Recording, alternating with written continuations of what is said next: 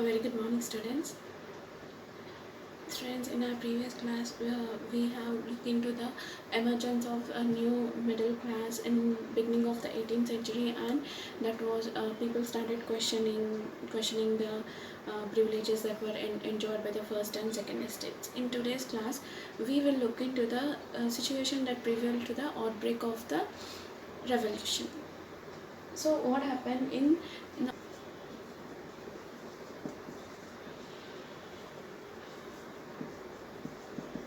on 5th May 1789. So where King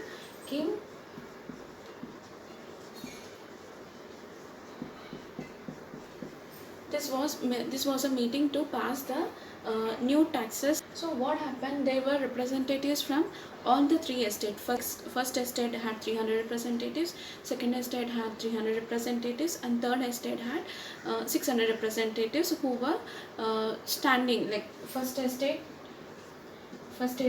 people were seated here. Suppose this would be the chair of the king, and the remaining third estate people were standing. There were around 600 representatives who have come to the estate general meeting. So what happened? So here you can see the picture of estate general meeting.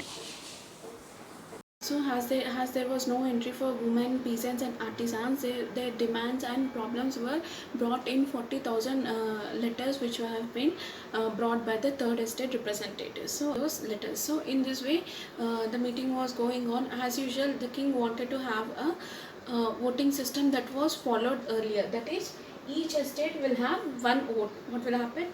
Each estate will have one vote. This was a usual procedure that was followed earlier. But whereas the third estate had a demand. What was the demand? Third estate demanded that each member should have one vote. What was the demand? Each member should have one vote. Here we can see